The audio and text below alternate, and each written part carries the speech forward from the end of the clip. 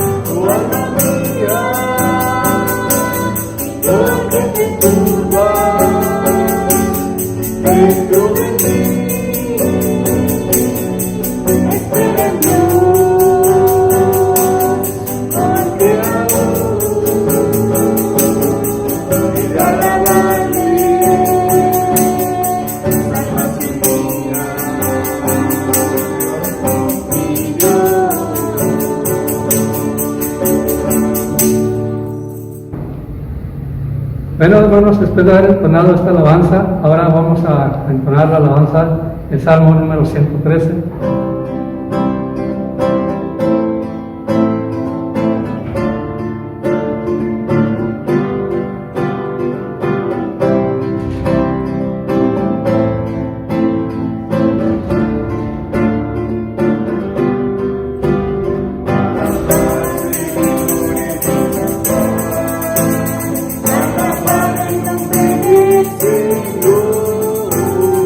Señor, bendito sea tu nombre.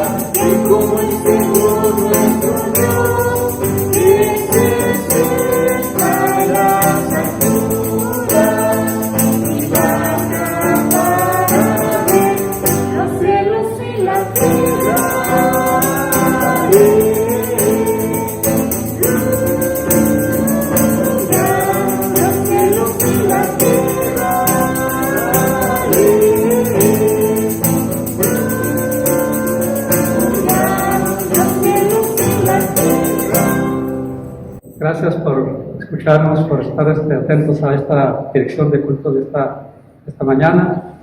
Y pues ahora después de haber entonado esta alabanza, vamos a tener la lectura bíblica ahí en nuestras Biblias. Por favor, busquen en sus Biblias, ahí en su lugar, en su casa, el Salmo número 5.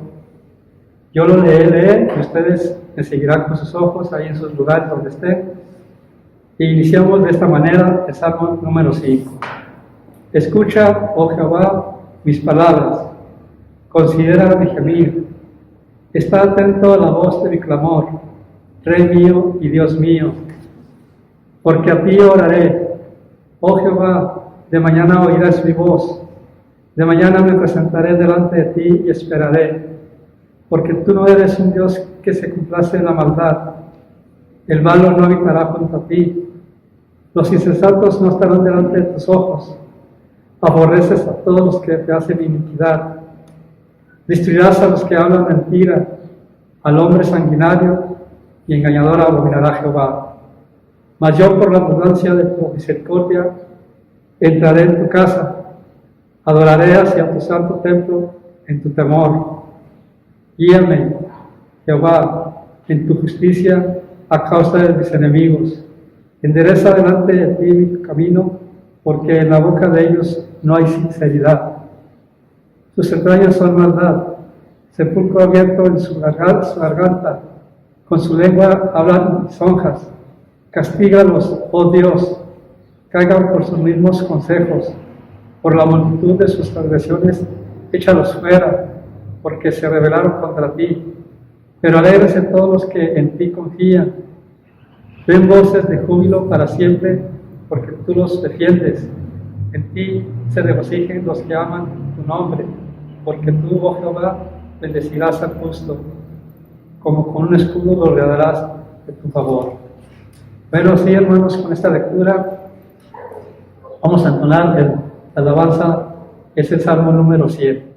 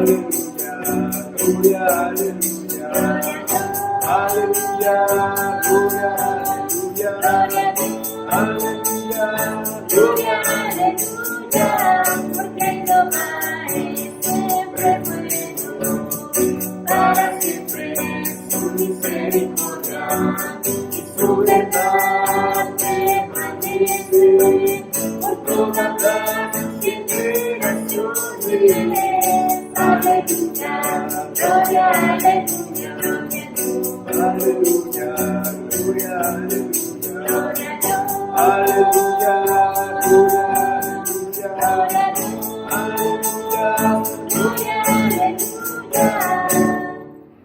Bueno, hermanos, después de estar en la presencia del Señor y viendo que todos nos regocijamos en su nombre, pues seguimos ahora con la predicación que estará basada en el libro de Marcos.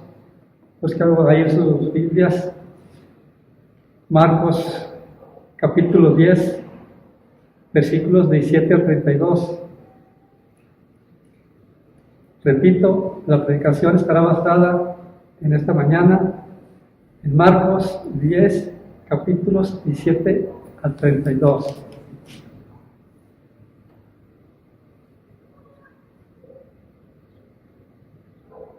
Ok, si ya lo tenemos, vamos a leerla. Siguen con sus ojos. Yo la leeré y nos detenemos en el 32. Al salir él para seguir su camino, vino uno corriendo. Hincando la rodilla delante de él, le preguntó: Maestro bueno, ¿qué haré para heredar la vida eterna? Jesús le dijo: ¿por qué me llamas bueno? Ninguno hay bueno, sino solo uno, Dios. Los mandamientos sabes: no adulteres, no mates, no hurtes, no digas falso testimonio, no defraudes, honra a tu padre y a tu madre.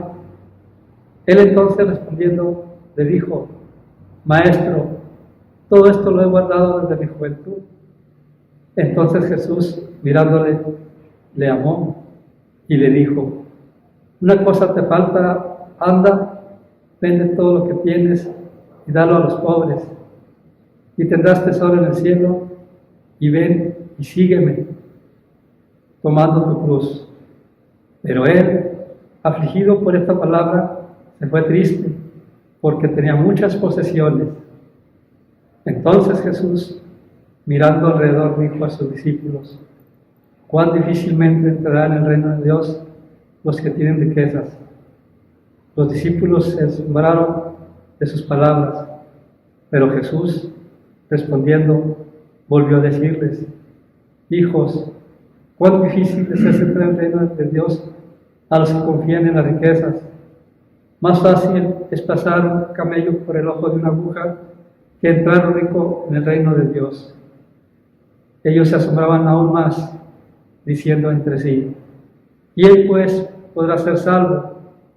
Entonces Jesús, mirándolos, dijo: para los hombres es imposible, mas para Dios no, porque todas las cosas son posibles para Dios.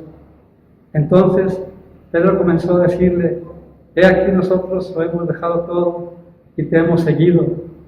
Respondió Jesús y dijo: de cierto os digo que no hay ninguno que haya dejado casa, o hermanos, o hermanas, o padre, o madre, o mujer, o hijos, o tierras, por causa de mí y del Evangelio, que no reciba 100 veces más ahora en este tiempo casas, hermanos, hermanas, madres, hijos y tierras, con persecuciones, y en el siglo venidero la vida eterna.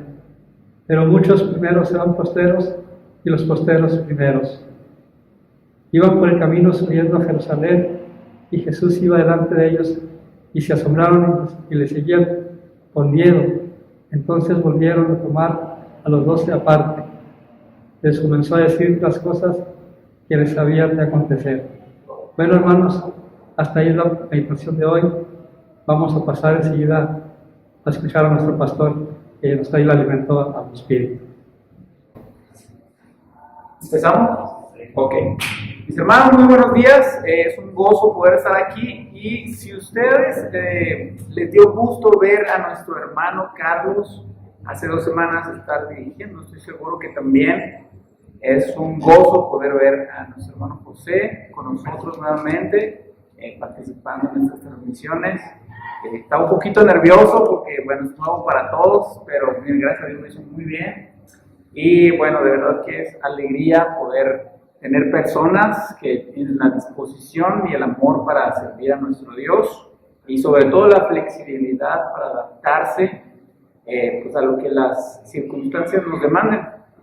Pues gracias a Dios por la vida de José, por su salud, por su mejoría, y bueno, hermanos, yo estoy seguro que también ustedes están contentos de verlo nuevamente con nosotros. ¿Qué les parece si, dado que José ya nos leyó el pasaje que corresponde a la predicación de esta mañana, qué les parece si nos reunimos todos en una oración? Te voy a pedir ahí que puedas orar con nosotros en tu casa, y pues le pidas al Señor que use esta predicación, este pasaje de las Escrituras, en primer lugar para hablarte en lo que es necesario cambiar en nuestras vidas, pero también que el Señor use su palabra para avivar nuestros corazones en amor a Él, en gratitud, y sobre todo en que nosotros, nuestras devociones, nuestro pensamiento esté enfocado en Él y deleitado en Él. ¿Qué les parece si oramos?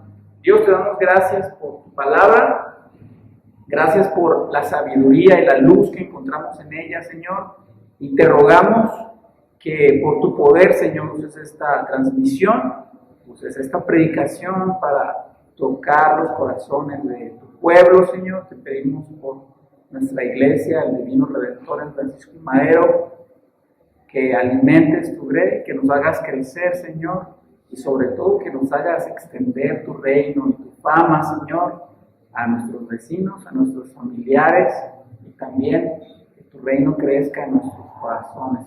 Te lo pedimos en el nombre de Cristo Jesús. Amén. Amén.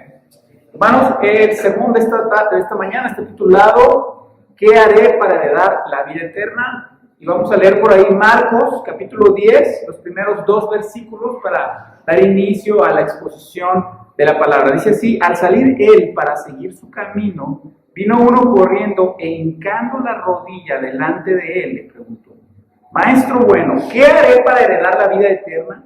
Jesús le dijo: ¿por qué me llamas bueno? Ninguno hay bueno, sino solo uno, Dios.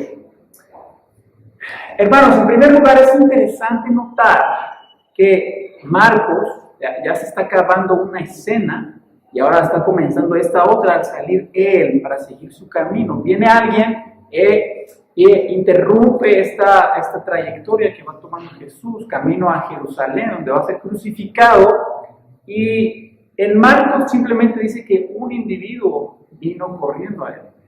Pero si tú lees el mismo pasaje en el Evangelio de Lucas o en el Evangelio de Mateo, te vas a dar cuenta que este joven rico no nada más tenía muchas posesiones y bienes materiales, sino que también era un principal de la sinagoga. Así que esta persona, hermanos, es joven, está fuerte, está sano, tiene bienes materiales, tiene una posición social envidiable, tiene una buena reputación, tiene popularidad, tiene poder y tiene cierta trascendencia en la sociedad en la que este joven vive. Y es importante saber o notar que parece ser que todo lo que es codiciable en esta vida, este joven lo posee. Podríamos decir que este joven no necesita nada más de lo que ya tiene. Sin embargo, también debes notar la manera en la que él se aproxima a Jesús. Dice ahí que al salir Jesús para seguir su camino, vino corriendo a Jesús. Para nosotros quizás la acción de correr no implica grandes cosas, pero en el tiempo de Jesús, en la cultura judía, correr no era visto de buena manera para las personas que poseían un alto o una jerarquía grande en la sociedad en la que vivían. En primer lugar, porque esta idea de presentarse apurado era irrespetuosa, pero también porque las personas, si no recuerdas, usaban largas túnicas, esa era su vestimenta, y para que ellos pudieran correr necesitaban ceñirse los lomos, lo cual requería que se descubrieran las piernas. Y descubrirse las piernas en público era deshonroso, era vergonzoso y era indigno también. Así que este muchacho, al acercarse a Jesús corriendo, está demostrando cierta urgencia, al punto tal que no le importa avergonzarse públicamente. Pero no nada más iba corriendo, dice ahí también que vino uno corriendo e hincando la rodilla delante de él, le preguntó, maestro bueno. Ahora, no solo viene corriendo, sino que también, a diferencia de Nicodemo el fariseo, esta persona principal no le importa ver que los demás está siendo relacionado con Jesús. Acuérdate que la popularidad de Jesús está creciendo, pero también sus adversarios y el odio que le tienen también está creciendo. Y eran precisamente estas personas principales de las sinagogas que más aborrecían a Jesús. Pero este joven parece estar tan urgido y tan necesitado de una respuesta que no le importa ni siquiera llamarle a Jesús bueno en público. Mis hermanos, debes tener en cuenta el crítico estado emocional por el que está pasando este joven. Es evidente que tiene una presión en su corazón y en su alma para conocer la respuesta de la pregunta que le está haciendo a Jesús. Es una carga que está en su corazón que necesita ser respondida. Hermano, había una culpa insatisfecha en el corazón de este hombre, un anhelo frustrado, una duda dolorosa que él necesita saber responder. Y también es interesante la respuesta de Jesús al joven. ¿Por qué me llamas bueno? Muchas veces yo he escuchado que usan este pasaje para atacar la deidad de Jesús. Y bueno, debemos saber que Jesús responde de esta manera al joven porque está anticipando la necesidad que hay en su corazón. Jesús sabe lo que hay en los corazones de las personas. Otros pasajes de las Escrituras lo han revelado. A Jesús sabe la urgencia y la necesidad que hay en el alma de este joven. Él la conoce bien. Y Jesús, en su sabiduría infinita, sabe que es más importante acotar el hecho de que le ha llamado bueno que la misma pregunta acerca de la vida eterna. ¿Por qué es así? Hermanos, en el tiempo de Jesús, los rabíes no permitían que las personas les llamaran bueno. Entonces ya de por sí parecía una actitud pretenciosa de parte del joven llamar a Jesús bueno. El joven no está llamando a Jesús maestro bueno porque sepa y reconozca que Jesús es Dios. El joven está llamando a Jesús maestro bueno porque tiene una concepción muy superficial de lo que la justicia y la bondad de Dios es. La respuesta de Jesús no es para explicar la naturaleza de Jesús, sino para apuntar al problema en el corazón de este muchacho. Y por esa razón, mis hermanos, Jesús nota el mal uso superficial y ciego de la palabra bueno. Si Jesús hubiera dicho sí, porque este hombre piensa que Jesús es un rabí común y corriente, no le está diciendo maestro bueno porque él reconozca que Jesús es Dios. Si Jesús hubiera seguido la corriente de este joven hubiera encontrado consuelo en que cualquier humano es bueno. Pero Jesús va a mostrarle lo contrario, lo que es completamente opuesto a lo que este muchacho cree. Y entonces Jesús contesta de la siguiente manera, versículos 19 y 20. Los mandamientos sabes: no adulteres, no mates, no hurtes, no digas falso testimonio, no defraudes, honra a tu padre y a tu madre. Él entonces, respondiendo, le dijo: Maestro, todo esto lo he guardado desde mi juventud.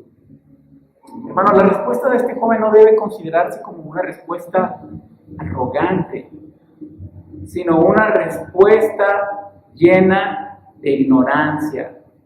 Es evidente que este muchacho piensa que la ley se puede cumplir nada más con una simple de manera exterior, con una simple actitud o con un simple hacer ciertas cosas, con una conducta externa nada más. Pero Jesús quiere apuntar a la esencia de la ley, de la justicia, de la bondad que este muchacho evidentemente ignora. Si te fijas bien en los mandamientos dados por Moisés, el Señor le dio a Moisés, Dios escribió en las tablas 10 mandamientos. La primera parte de los mandamientos tiene que ver directamente con Dios, una relación entre Dios y el creyente. Y la segunda parte de los mandamientos son mandamientos relacionales, tienen que ver con el creyente y su prójimo. Ya, por ejemplo, el primer mandamiento es: amarás al Señor tu Dios con todo tu corazón, con toda tu mente, con toda tu alma, con todas tus fuerzas. Habla acerca de no tener otros dioses, de no usar el nombre de Dios en vano, de guardar el día de reposo. La primera parte de los 10 mandamientos. La segunda parte de los 10 mandamientos es la que Jesús cita al contestarle al muchacho. Y entonces lo que Jesús quiere poner en evidencia, mis hermanos, es que este joven se ha enfocado en cumplir la ley de manera externa, de manera mecánica y superficial. Y de hecho la afirmación del joven de decir: todo esto guardado desde mi juventud, revela su total fracaso en entender su propia pecaminosidad. Porque él creía que la ley tiene únicamente que ver con una conducta externa y no con una condición de nuestro corazón y de nuestra alma. Hermanos, hay una cantidad de personas en el cristianismo que también han fracasado rotundamente en considerar la propia pecaminosidad de sus corazones. Algunos cristianos se creen que no son tan malos. Creen que son buenas personas porque nunca han asesinado a nadie, porque nunca se han peleado en la calle, porque tienen un matrimonio más o menos bueno, porque no dicen groserías, porque nunca han robado banco, pero tienen el mismo error fatal de este joven principal. Ignoran el corazón de la ley, ignoran su propio pecado. Hermano, la ceguera espiritual que sufre este joven es muy común entre los cristianos. Pensamos que vivir ciertas normas, vivir ciertos códigos de conducta nos hace básicamente buenas personas. La realidad es que este joven no era bueno, no era justo. Quizá este joven está comparando su propia justicia a los ojos de la justicia de otras personas, a los ojos de su buen desempeño dentro de su cuadro religioso. Pero si este joven comparara su vida a la luz de la ley de Dios, caería humillado por buscar redención y perdón en la justicia perfecta de Jesús, no en la suya propia. ¿Te fijas cómo este joven le preguntó al Señor qué debo hacer? Él está como diciendo subversivamente que: Señor, ya hice todo lo que la ley dice, ¿ahora qué más tengo que hacer? Pero no se ha dado cuenta que su vida espiritual es en realidad un gran fracaso. Porque la ley, mis hermanos, no salva a nadie, no justifica a nadie, sino que manifiesta nuestra pobreza espiritual. Hermanos, piensa un momento en las cosas que hemos estado aprendiendo en los pasajes anteriores. ¿Te acuerdas que Jesús dijo: si tu ojo te es ocasión de caer, sácalo de ti? Si tu mano te es ocasión de caer, sácala, quítala de ti. O tu pie, córtalo de ti. Ve a este joven, tenía bienes. Y son sus bienes los que están siendo de tropiezo para poder venir a Jesús. Fíjate la miseria en la que vive este joven, porque tiene todo lo que un ser humano podría querer: salud, fuerza, vida, bienes materiales, popularidad, importancia dentro del círculo social en el que se desenvuelve. Sin embargo, no tiene paz. Sin embargo, su conciencia lo acusa de que hay algo que le hace falta y no lo puede encontrar. Por eso Jesús dijo: si tu ojo te es ocasión de caer, sácalo de ti. Si tus riquezas, sería para este joven, que son tropiezo, renuncia a ella. Si tu popularidad, si tu deseo de ser aceptado por los demás, si tu deseo de tener un buen testimonio, una buena reputación, te hace tropezar, quítalo de ti. Un trabajo, una amistad, un grupo de personas, un lugar al que vas. ¿Qué puede ser el tropiezo al cual tú te estás enfrentando, te estás alejando del Señor? Es lo que dice el versículo 21. Entonces Jesús, mirándole, le amó y le dijo: una cosa te falta. Anda, vende todo lo que tienes, dalo a los pobres y tendrás tesoro en el cielo. Y ven, sígueme tomando tu cruz. Pero él, afligido por esta palabra, se fue triste porque tenía muchas posesiones. Hermanos, esta demanda que está haciendo Jesús del joven rico no es una generalidad.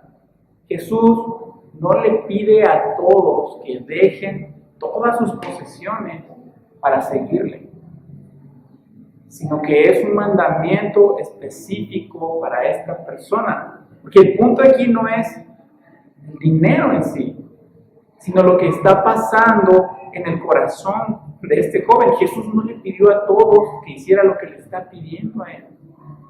Jesús usó esta petición para evidenciar lo que realmente hay en el corazón de este joven. Una falsa idea de bondad, una falsa idea de justicia propia, y donde realmente está su amor. Hermanos,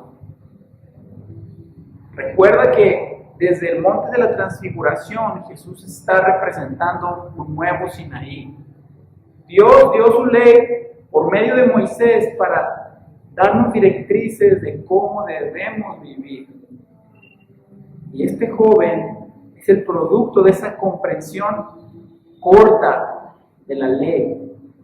Porque el Señor no nos manda a vivir nada más con cierto tipo de conducta, sino nos llama a vivir con un corazón rendido a Él, negándonos a nosotros mismos y rendido a Él en humilde dependencia. Hermanos, la esencia del pasaje no es que te despojes de tus riquezas. Ese no es el problema del joven, tener riquezas. Eso no es malo. Lo malo es que las riquezas están primero que el Señor. Hermanos, el Señor pide, exige, porque Él lo merece, el primer lugar. El Señor puede ser importante para ti, puede estar dentro de tus prioridades, pero primero está tu trabajo, o tu negocio, y después tu familia, y después el fútbol, o después otro hobby, y en quinto lugar está Dios, o en séptimo lugar, o a lo mejor está en cuarto, o en tercero, o en segundo. A Dios no le importan esos lugares. Él merece y Él es digno de tener el primer lugar, y solo primer lugar. Hermanos, es curioso que este joven llama a Jesús Maestro bueno, pero Jesús, por medio del mandamiento de decirle deja todo lo que tienes y ven y sígueme, está demostrando que realmente Él no sabe lo que es ser bueno, Jesús está demostrando por medio de este mandamiento que ese hombre adora con su boca lo que no cree en su corazón. Si este joven realmente creyera que Jesús es un maestro bueno, dejaría todo, porque es el bien para su alma, es el bien para su vida. Pero ¿sabes qué? En el tiempo de Jesús, en este siglo I, las personas creían que los bienes materiales, la salud y la popularidad era un signo exclusivo de la bendición de Dios. Si tú eras pobre, Dios te había maldecido. Si estabas enfermo, Dios te había maldecido. Si eras impopular, Dios te había maldecido. Entonces, cuando Jesús le dice, vende todo lo que tienes, es chocante para él. Pero es chocante para él, porque las bendiciones de Dios se convirtieron en idolatría. Que no es lo material la más grande bendición del Señor, sino su presencia misma. Y hermano, es precisamente eso lo que el hombre está rechazando por conservar tesoros terrenales que se acaban rápidamente. Jesús, al decirle, vende todo lo que tienes y sígueme, le está diciendo, confía en mí. Depende humildemente de mí. ¿Te acuerdas que Jesús en los pasajes anteriores está usando constantemente la ilustración de un niño? ¿Te acuerdas lo que dijimos que representa? El niño representa un estatus nulo. Renunciar a mis derechos, renunciar a mis metas, a mis preferencias, a lo que yo creo que merezco y me pertenece. Renunciar a todo para vivir en dependencia de Él. Así que hermanos, la gran bendición que Dios le había dado a este joven, las riquezas, la salud, la fuerza, la capacidad, se convirtieron en un tropiezo para que ese joven viniera. No se conformara con las bendiciones, sino viniera y se entregara al benefactor, al Dios que da esas bendiciones. Por eso la respuesta de Jesús no es demasiado dramática, es adecuada. Entonces Jesús, versículo 23, mirando alrededor, dijo a sus discípulos, ¿cuán difícilmente entrarán en el reino de Dios los que tienen riquezas? Los discípulos se asombraron de sus palabras, pero Jesús respondiendo volvió a decirlos, hijos, cuán difícil es entrar en el reino de Dios a los que confían en las riquezas. Más fácil es pasar un camello por el ojo de la aguja que entrar un rico en el reino de Dios. Hermanos, qué buena noticia sería que este pasaje trata acerca de las riquezas. Qué bueno sería. ¿Y sabes qué? Yo creo que nadie de los que estamos aquí tendríamos problemas. Sería un problema menos en el cual pensar. Porque no somos ricos. Porque no tenemos las grandes posesiones que tenía este joven. Pero el problema no son las riquezas, sí, sino como dice Jesús, el confiar en las riquezas, en amar las riquezas, en amar lo material más que al Señor mismo, en confiar y descansar en lo material más que en el Señor mismo. Jesús ya ha enseñado, hermanos, que el discipulado implica negarse a uno mismo, tomar su cruz y seguirle. Y este muchacho, al tener su cara abatida e irse con tristeza, está diciendo, Jesús, prefiero quedarme con mi miserable riqueza antes que negarme a mí mismo y vivir para ti. No voy a renunciar a los derechos que mi egoísmo me dice que tengo. Hermanos, este joven rico prefirió mucha riqueza antes que el Señor. Pero es igual de trágico, aunque quizá un poco más absurdo, más ridículo, que hay gente que no tiene muchas riquezas, no tiene millones, quizás solo tiene 3 pesos, pero aún así prefiere esos 3 pesos, esos pequeños derechos a los que su egoísmo le dice que merece, antes que rendirse al Señor. Hermano, este joven amaba más sus riquezas que a Jesús. Estaba más comprometido con sus riquezas terrenales que con Jesús. ¿Y sabes qué? Es interesante lo que dice Primera de Juan, porque Primera de Juan nos dice que el que ama a Dios guarda sus mandamientos. ¿Por qué este joven no obedeció el mandamiento del Señor? Porque amaba más las riquezas de Jesús mismo. ¿Viste? Jesús no le citó los primeros mandamientos de la ley, pero la demanda que Jesús le hace revela que él estaba lejos de cumplir realmente la ley del Señor.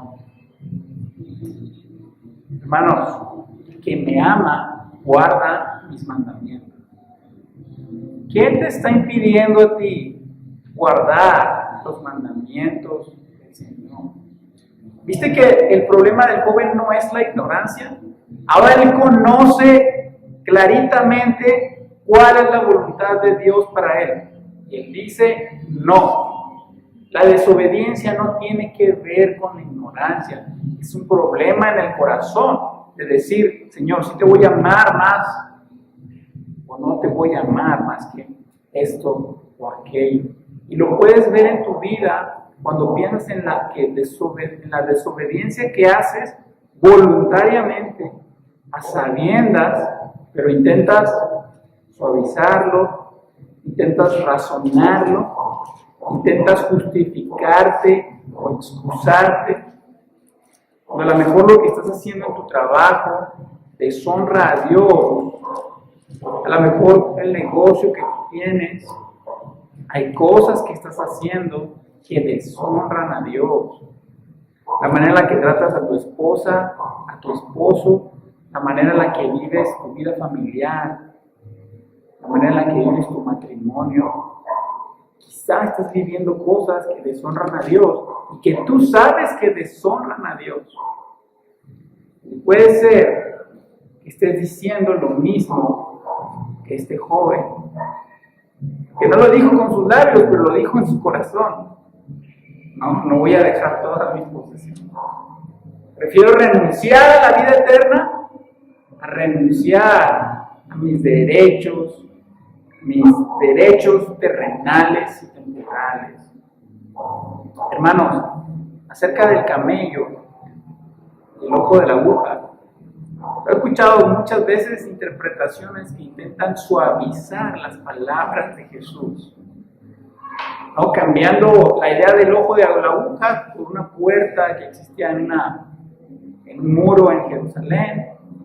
A veces dicen que no era un camello, sino una cuerda. Entonces intentan darle interpretaciones a las palabras de Jesús a manera de suavizar lo que Jesús está haciendo. Pero esta no es la única vez en que Jesús pone un ejemplo tan burdo. Jesús le dijo a los fariseos, ustedes cuelan el mosquito, pero tragan el camello.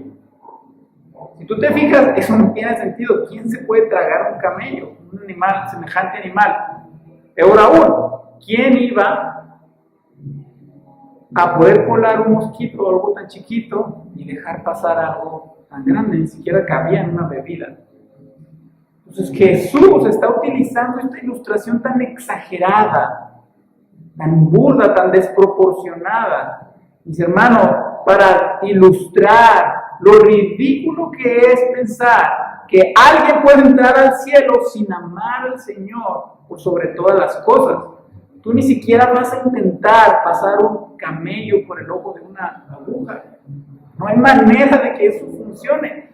No solo es imposible, es ridículo siquiera intentarlo. Y Jesús está ilustrando que Es ridículo pensar, así como un rico que ama sus riquezas más que Dios, una persona puede entrar en el reino de los cielos amando más su pecado, sus bienes, su reputación, sus deseos terrenales, sus deseos egoístas, sus deseos sensuales, cualquier clase de cosa, amando más que al Señor, su Creador y su Redentor.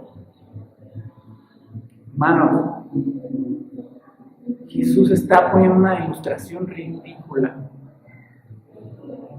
para ridiculizar cuando nosotros creemos que podemos burlar la justicia de Dios, que podemos llegar al cielo sin tener un corazón para Él. Para estos pasajes, desde que Jesús baja del monte de la transfiguración, está ilustrando el camino del discipulado. Tienes que morir a tus derechos. No puedes hacer ministerio para el Señor. Por eso los discípulos fallan en expulsar al demonio. Si no renuncias a tus derechos. Puedes ser el primero si no renuncias a tus derechos. Debes recibir a los demás. No vas a poder hacerlo si no renuncias a tus derechos.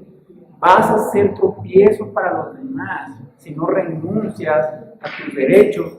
Tomas tu cruz y sigues a Jesús. No existe un discipulado gratuito. No existe un discipulado sin sufrimiento y sin negar nuestros derechos egoístas.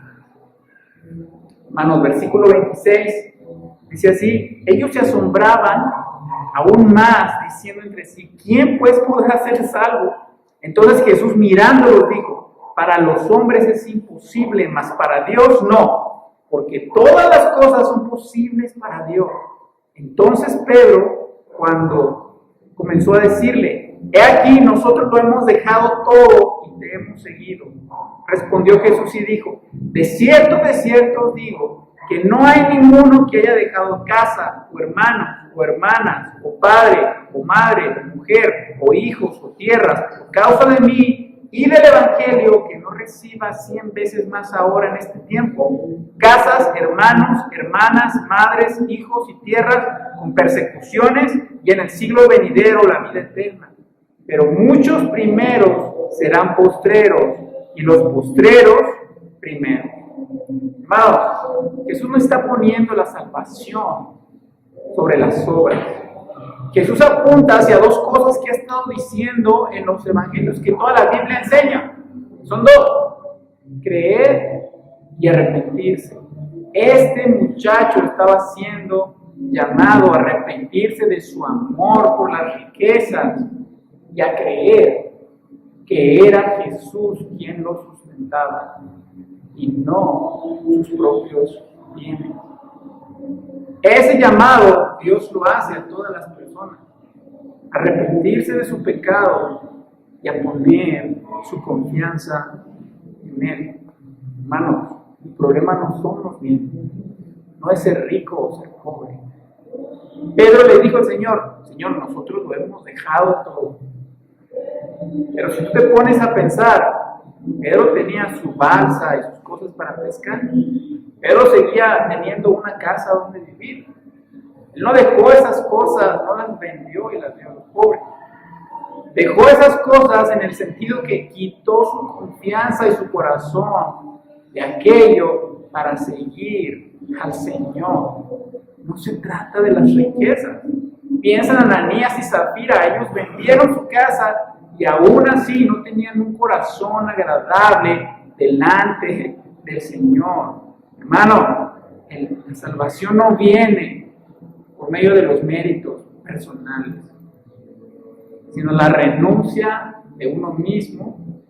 Renuncio a mis derechos, me entrego en humildad y en dependencia a Jesús.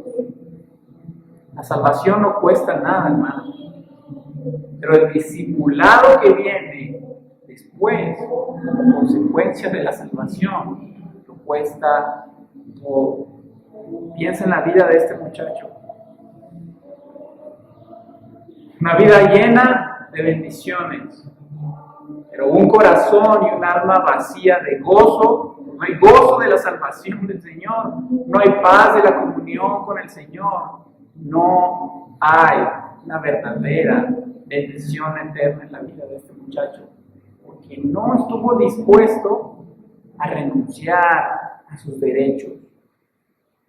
Hermano, tan ridículo es pasar un camello o intentar pasar un camello por el ojo de una agujita, que pensar que una persona que no renuncia a sus derechos puede entrar en el reino de los cielos. Por eso Jesús dijo, para los hombres es imposible, pero para Dios sí es posible. Hermano, esta promesa es para todo aquel que decide, quizá no renunciar a su riqueza porque no eres rico, pero sí renunciar a tu pobreza financiera, a tu pobreza espiritual, a tu pobreza emocional. Quizá no eras principal como este joven, pero ese sigue sin ser el problema, porque hay gente que no es principal en su comunidad, y sin embargo no está dispuesto a dejar sus propios derechos, a ceder al yo, para entregarse en amor y en dependencia al Señor. Mi hermano, no seas como el joven rico. No desperdicies las bendiciones de Dios. No traiciones al benefactor con los beneficios que Él mismo te da. No traiciones al Señor con su propia bondad. Hermano, ¿sabes quién es todavía más precioso de este pasaje? Que Jesús es un joven rico, pero Él sí estuvo dispuesto a negar sus derechos, a dejar sus riquezas atrás, para venir a comprar al pobre. Siendo poderoso, lo negó para comprar al débil, para comprar al que no es popular, al que no es principal. Siendo grande, vino a comprar al pequeño. Hermano, Jesús sí es ese hombre rico que dejó las excelencias del cielo, gloria infinita, por venir a comprarte y a mí. Mi hermano, si tú, mi amigo, no has creído en Jesús, vives como este joven rico, buscando respuestas sobre la eternidad, sobre su alma, si hay un vacío, una desesperada duda en tu corazón, Jesús está esperando. Jesús conocía la necesidad de este joven. Jesús le demandó dejar sus riquezas porque lo amaba, no porque quería ponerlo en evidencia y humillarlo, sino porque lo amó y le estaba ofreciendo dones y bienes para la eternidad. Así que no busques lo que buscaba este joven, encubrir su pecado, tratar de calmar su conciencia con su justicia propia, con sus propias riquezas, porque no lo vas a conseguir. Pero a todo el quebrantado, todo el que renuncia así por el Señor, tiene grande recompensa, porque Jesús es un maestro bueno. Vamos a terminar con una oración. Te invito a que, si tú no has entregado tu vida al Señor, lo puedas hacer este día. Lo único que tienes que perder es una condenación eterna en el infierno y la miserable sensación de vacío, de confiar en lo terrenal, para ser llenado en la plenitud de tu Creador. Dios, te damos gracias por por este pasaje de las Escrituras. Te pedimos que lo uses, Señor, en nuestras vidas para ser transformados a tu imagen. Señor, enséñanos, concédenos con el poder de tu gracia a ceder a nuestros derechos, a negarnos, a morir al yo, para vivir para ti, cargando nuestra cruz. En el nombre de Cristo Jesús oramos.